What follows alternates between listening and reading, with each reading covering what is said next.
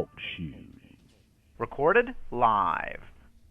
This is an interactive podcast designed for audience participation. Come talk, text chat, or listen live at TalkShoe.com.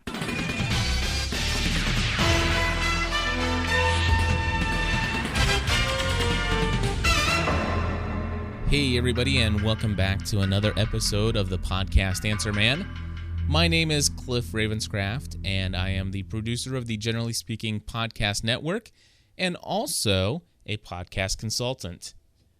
Anyway, I'm coming to you with a very special episode that has been inspired by a listener feedback, our first one for the podcast Answer Man show, and it's from a good friend of mine from Alaska, and his name is Brad. And Brad called in regarding our listener line for the Generally Speaking Podcast Network, and he had a question. And I'm going to answer his question, and then it's going to lead us into today's topic. So here's Brad's call. Hey, Cliff, this is Alaska Brad. Hey, I was wondering, is your listener line, is there a way to do features where, for the Lost Podcast Network, press 1, for the tech show, press 2, to leave. I think it'd be easier for you to consolidate and, separate out your tracks if you had, separate lines, but I don't know if that costs or whatever, but just a suggestion there for you. I'm going to get back to the show. All right, take care. Hope your day's going well. God bless. Bye. Brad, thank you very much for that call and that question. Now, the question that you asked is very good for somebody who is doing multiple podcasts. And I would venture to say that most of the people that will be listening to this will be looking to produce probably a single podcast at a time. But I'm going to go ahead and answer your question, and then I'm going to let it spark the topic of the day, which is basically listener lines and voicemails and audio comments from your listeners and how to get them, and basically going to share my experience. But first, to answer your question, yes, there are services out there that would allow me to do exactly what you're talking about, which would be the ability to say, press 1 for this option, press 2 for the Weekly Lost Podcast, press 3 for My Crazy Life, 4 to leave a message for About the Church, and so on, so on, so on. While that is possible, one of the things is that in the insurance industry that I'm also in for full-time employment, I know that I hate nothing more, and I'm going to mute the phone back here. Anyway, one of the things I hate more than anything is this idea of having to push all these different buttons to get to all these different places. And there's one phrase that stands above all the rest as this sore thumb in the way that we respond to our clients or our customers, or in this case, our listeners, and that would be this phrase: please listen carefully as the options have changed. Oh, man. To be honest with you, Brad, I want to encourage podcast hosts not to go for such a system, and that's because we want to make it as easy as possible for our listeners to just call a number, leave a message, and know that it's done. And that's really the utmost important thing here. Now, one of the things I'll tell you is that when messages come in on our listener line, what happens is as soon as you hang up the phone, within about 20 seconds, I get an email in my inbox at Gmail with your voicemail attached. I simply, as soon as I get those, or as soon as I get the opportunity to update myself on the email that's come in, I'll double click on it. I'll listen to the voicemail that's come in, and then I will place it in an appropriate folder or label it a certain way, and it then gets filed away to which show it goes to. So for me, it actually works better on my end to get everything all put in one place and then separate it out, rather than try to go and retrieve different messages from different places. And when you call our listener line, it just says, listen, hey, feel free to leave a message for any of our podcast shows. Now, what I want to do here is I want to share with you the whole concept of a listener line or a voice feedback line where people can call in. Now, the idea is that audio comments from your listeners are very important. One, it lets your listeners, or if you're doing this for a business, it lets your customers have a voice, and it puts a voice behind words. I, for one, am more apt to listen to a voicemail and listen to the inflection of the voice and to hear what the caller or the person is saying in their feedback when I audibly hear it with my ears. It means a whole lot more to me because I can kind of tell what kind of emotion is being used and the way that they speak, the words that they choose. When an email comes in, it's not that way. In fact, somebody can be writing in an email and share maybe some kind of constructive, positive feedback regarding your show, and it actually comes out as reading it as a very negative comment. But had they called in and actually spoke the same exact words that you read in the email, by hearing maybe the tone of their voice or the way they kind of giggle after a certain phrase that they said in the email, you would know that it was simply a joke and that they weren't really being serious, or that they were being a little bit more tender-hearted in the way that they were saying what they were saying. And so voicemails are so much better in that respect. And it gives you a better feel for the people who are listening and writing in. It tells you that those are real humans, and sometimes we can get bogged down with lots of emails as a podcaster, and it just simply is words on a screen, whereas a call is always a person that you're listening to. So as a podcaster, I love nothing more than to get audible, recorded comments from my listeners, and heck, I even love to do live shows, as you have noticed recently that I've been doing quite a few of those. Now, as far as these comments are concerned, there's another reason why they're very good, and that is a lot of people who would take the time to leave you a message like to hear themselves in your show. And if you have the type of podcast where you value listener feedback and you encourage them to call in so that you can play it in the show, I will tell you that I personally, when I leave a message for another podcast or send them in an audio comment in an MP3 file, I always listen to see if they play my comment. And sometimes when I don't listen to the show to see if they play it, I'll get an email from one of my listeners, and this has happened with the Daily Breakfast. Now, I never miss an episode of the Daily Breakfast, but sometimes I fall about a day and a half or 2 days behind for the show. But every now and then I have this friend that lives over in the UK, and Richard emails me up the other day and says, "Hey, Father Roderick mentioned you on his show today." And while I would have waited until the next day probably to get to that particular episode and then come around to hearing him mention me in that show, as soon as I heard that, I immediately downloaded that show and listened for it. So one of the things that playing voicemails into your podcast does is it really generates, I'm trying to think, some devotion to your show, loyalty. Let's say listener loyalty, and they feel more of a connection with you when you actually play their voicemail, and then when you interact with it. And one of the cool things is Alaska Brad who left this message, and if you want to just take a moment and think about the message he just left, I'd like you to do that, because I'm going to play for you the unedited version of that message in a little bit.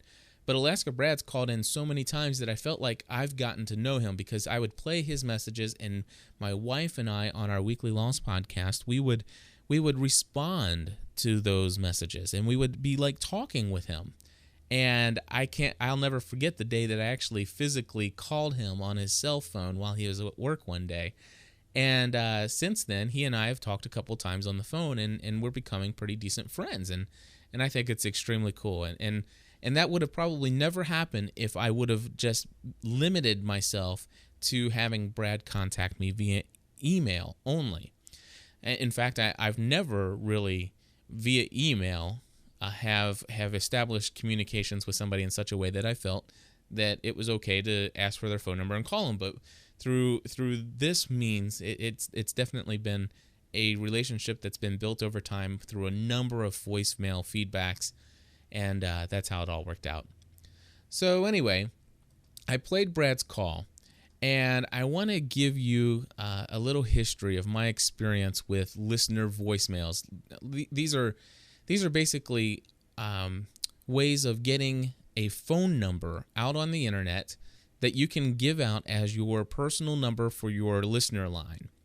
And these numbers, some of them are free, and I'm going to tell you about J2 Communications to start out with. And then some of them cost money, and I'll explain to you why I've chosen to go that route as time has gone on. Now, if you're just starting out in podcasting, your budget is pretty tight, if non-existent at all. And so paying for a listener line to start your first show is probably not the highest priority on your list. So what I'm going to suggest, though, is that you go ahead and get a free service to start out with.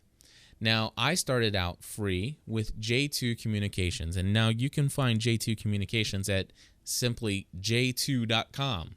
So go to j2.com and read about J2 Communications. Now, they are a free voicemail and fax service. And when you start out with their free service, there are a couple negative features about this, or negative drawbacks to using their free service. Number one, you don't get a custom greeting. That kind of bugged me at first. I was afraid that when people called, they weren't going to be sure that they were actually calling the generally speaking podcast listener line. So I was concerned that I wouldn't get any messages. But once I started getting lots of messages, I overcame that concern. But the one downfall there is that when people called, they got, "Thank you for calling. Please press 1 to leave a message. Please press 2 to send a fax." And that was pretty much it. But that's all you get with the free service. But it worked out. And then also, one of the nice things about j2.com and the free service that you get there, your messages are emailed to you as an audio file. The only problem with the free service is that you cannot listen to them without using their special software installed on your local system to get those messages. Now, depending on how you will use, and this will be a question for another day if somebody asks me, how do I get the voicemails into my podcast, then that'll be another question. If you want to know that, ask me, and then we'll do another episode devoted to how to get audio into your podcasts. But anyway, when you use those free service here, you only get these specialized files. You have to use their service or their program to actually listen to your messages, and that can be kind of a drawback, and it was. And also, you don't get to choose the area code for the phone number that you use when you use the free service, but you get a United States number somewhere in some area code, and it works out just fine. Especially since you're going to be reaching an audience much greater than your local geographic area anyway, unless you're doing a localized podcast. For example, I'm getting ready to launch a show called the Northern Kentucky Family Podcast. And to do that, it'd probably be best if I had a local phone number rather than a California or New York or a Utah number. Okay, so next up, what I want to tell you is that it didn't take me long before I started to at least get a minimal amount of support to not only cover bandwidth costs, but I could at that point start to afford to pay for an upgraded voicemail account. And what I did is I went ahead and upgraded to the premium service with J2 Communications, where I paid $15 a month. There were two things that $15 a month bought for me. Number one, I could have chosen a local number, but I instead of doing so, I opted to keep the same number that I had. It was working fine, and most people were calling me long distance no matter where they were calling from anyway. And since voicemails were emailed to me, I didn't have to call long distance to go retrieve those messages, so it didn't matter to me if it was long distance or not. Now, the main reason why I upgraded to the $15 a month was for the fact that I could change my greeting to a custom greeting. Now, I will tell you that J2 has some issues from time to time where your custom greeting does not get played, and sometimes it'll accidentally play a default greeting back to what you had with the free service. But most of the times it would play your custom greeting that you would record. There's still some other issues with the volume of the tone at the end compared to what your recorded intro is and stuff like that. But for $15 a month, I was able to get a custom greeting, and I was able to have them email me my voice messages in WAV format, which means I did not have to use their specialized software installed on my system. I was able to convert those automatically into playable files that I could easily queue up and play in my podcast, and that was well worth it. It wasn't too long, however, before I found out that Skype had this ability to have a Skype in number, and it was extremely inexpensive for their voicemail service. And I tried it out, and wouldn't you know it, I went ahead and told everybody about our new number with Skype. I had a 513 number, which was a Cincinnati number. It's still local to us. And it even had 4815 in it. And those are the numbers from the TV show Lost that are part of the mystery there. And I thought it was extremely cool. So I changed our phone number on all of our website pages. And wouldn't you know it, they started having problems and they lost all my voicemails. Now, I've been told that it's been fixed since then. And prior to that issue, they had never really had any issues. But when I actually signed up, they were experiencing issues about a week and a half before I signed up. And they continued to have issues for another 2.5 weeks after I gave up on them. So I haven't tried Skype again since, but I went back to the premium J2 service. Actually, I never canceled theirs, luckily, at that point. And then most recently, I came across Gizmo Project. Now, you can go to gizmoproject.com. That's GIZMO project.com. And if you click on the top of that screen and click the Learn More tab, and then in the left-hand menu, you'll see a thing that says Area 775 on the left. Basically, you can learn about the services that they have that's offered through CallWave, where there's one in there where for $3.95 per month, you can get a customized greeting, and it will email you your voicemails as a WAV file. So I would suggest that you start out with that service. One of the things that you want to look out for is make sure you do not set up the simultaneous ringing option.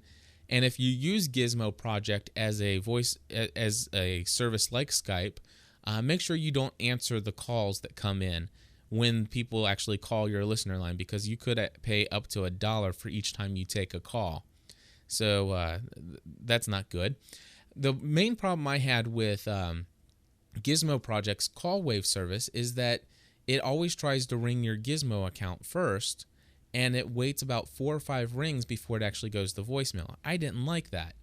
But for $3.95 versus $15 a month, I said, well, let's go ahead and switch. So I did. So in podcast episode number 1 of this show, you heard me tell you that the phone number was 859-795-1959.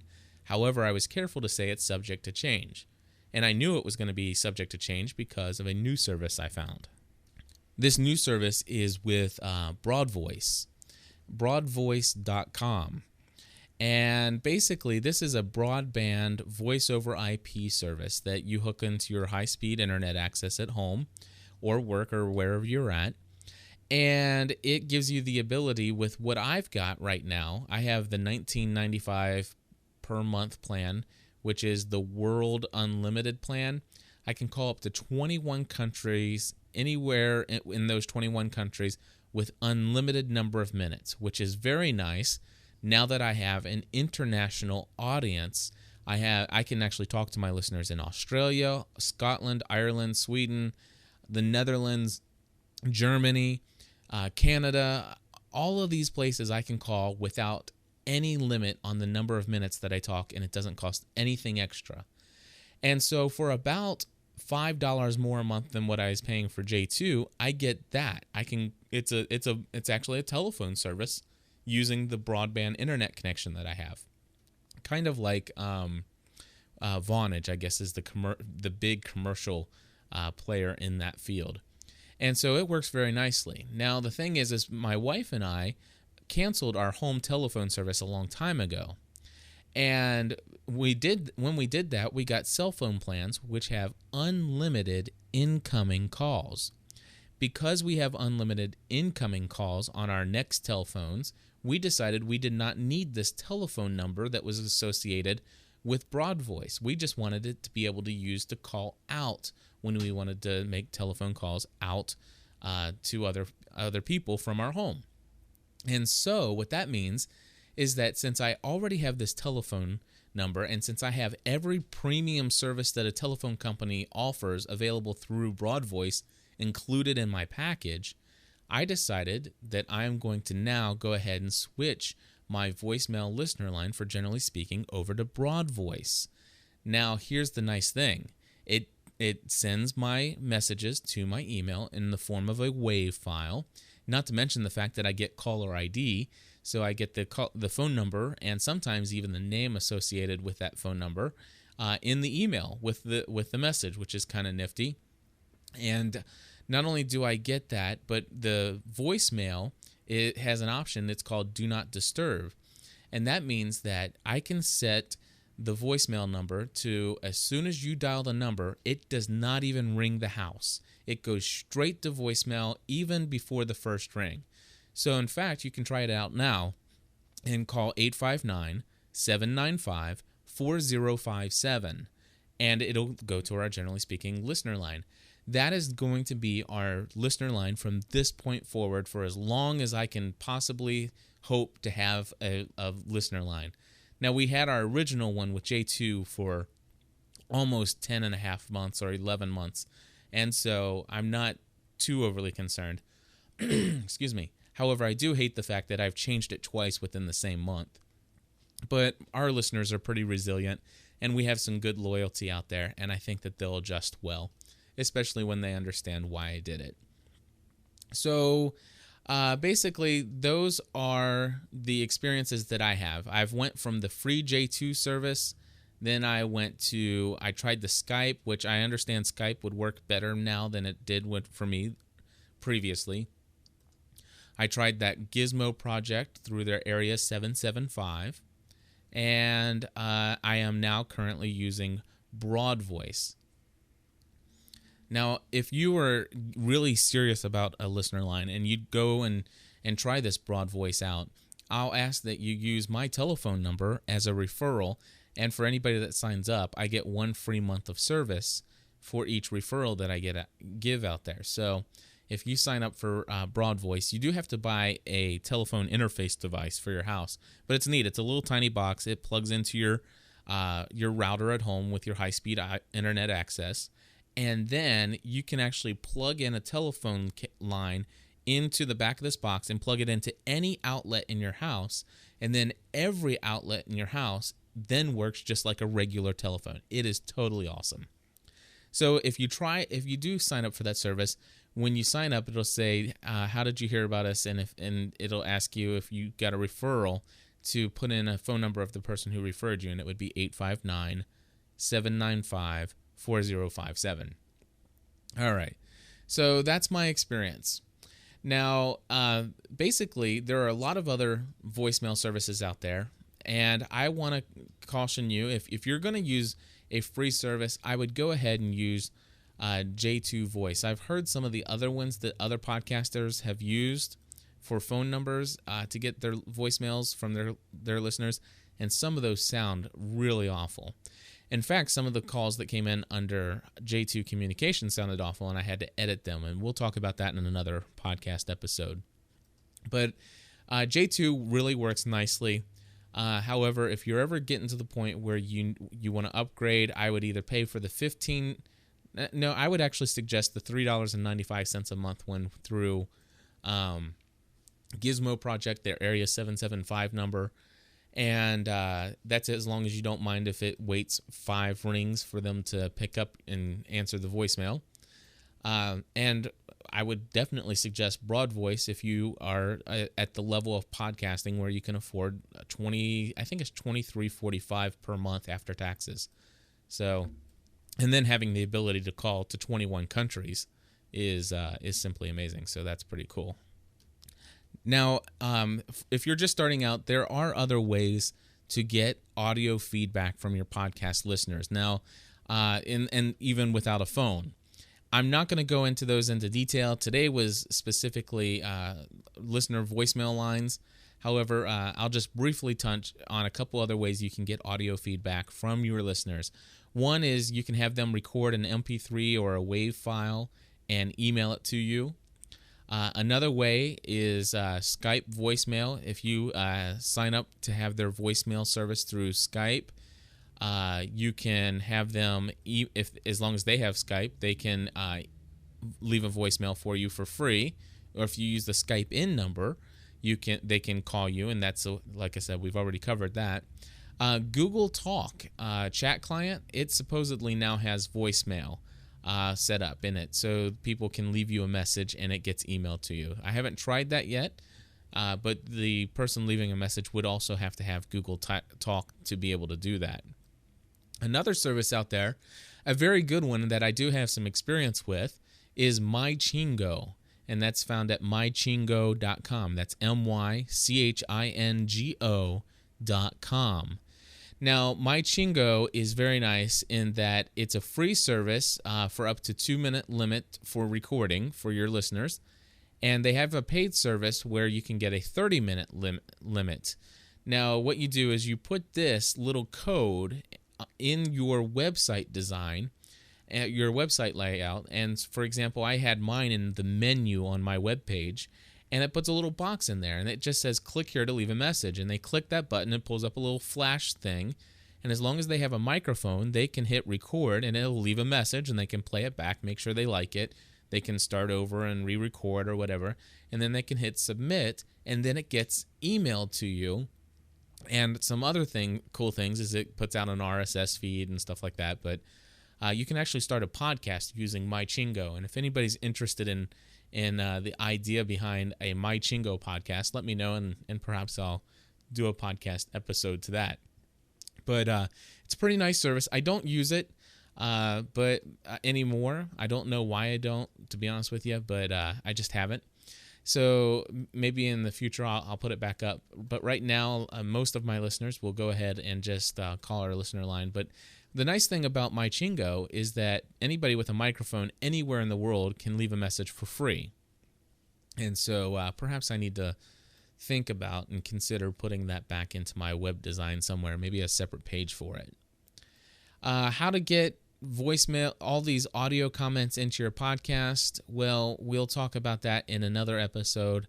One of the things I want to do is address questions as they come in.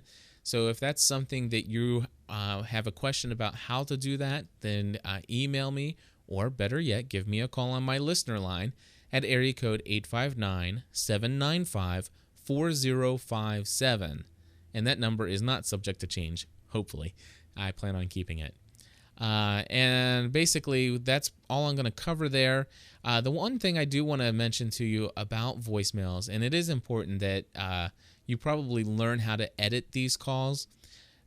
For example, you remember Brad's message from before. Let me play for you the original message that came in. Well, first, before I do that, I'm going to go ahead and play Brad's call one more time, the one that I played earlier in the show. This is what it sounded like for you where I actually played it earlier. Hey, Cliff, this is Alaska Brad. Hey, I was wondering, is your listener line, is there a way to do features where, for the Lost Podcast Network, press 1, for, the Tech Show, press 2, to leave, I think it'd be easier for you to consolidate and, separate out your tracks if you had, separate lines, but I don't know if that costs or whatever, but just a suggestion there for you. I'm going to get back to the show. All right. Take care. Hope your day's going well. God bless. Bye. Okay. Now, if you listen to that closely, it sounds as if that was the actual full-length message. You couldn't, in my own personal opinion, I could not tell that file had been edited. However, I'm going to play for you what that call actually sounded like when it originally was sent to me. Here is the full message that Brad actually left. Hey, Cliff, good. Let's see. It'd be afternoon to you. 9 o'clock here in Alaska. This is Alaska Brad. It's still starting to get daylight a little bit. It's no sun here. Anyways, hey, I'm just listening to the Ask the Podcast Man, whatever that show is. Oh, this is a good message starting out already. Hey, I was wondering, is your listener line, is there a way to do like features where, for the Lost Podcast Network, press 1, for, the Tech Show, press 2, to leave? I think it'd be easier for you to consolidate and, separate out your tracks if you had, separate lines, but I don't know if that costs or whatever, but just a suggestion there for you. I'm going to get back to the show. All right, take care. Hope your day's going well. God bless. Bye. Okay, so could you tell the difference between the two calls? The part where he says, is it day? Is it what? And I mean that, and there's no problem with that. In fact, sometimes I'll leave an unedited voicemail and just go ahead and play it as is. But you can see the difference when you have the opportunity to take this voicemail that came in as a WAV file without having to capture it into an audio file, to be able to just bring that into my audio editor, completely cut it down and make his thoughts sound fluid and everything. It makes a huge difference. And again, if you guys are interested in learning about how to, the concepts of how to bring these audio comments and feedback files into your podcast, how to get them recorded into your show, email me and let me know that that's something you're interested in learning, and I'll talk about that in a future episode of the podcast Answer Man. Hey, that's all I have for today.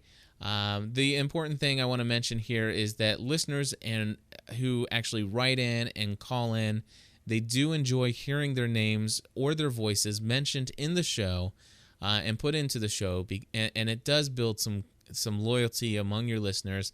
And in fact, it could be a way to promote your show, because sometimes if somebody says something that really contributes to the conversation or to the material or content of your show, they might say to a friend of theirs, hey, have you ever listened to this podcast? Listen to this. They played me in their show. And they could actually share that with 10 or 15 people who would then hear your show for the first time. So really, that's the comments that I had for you for this, the second episode of the podcast Answer Man. This podcast is a production of the Generally Speaking Podcast Network.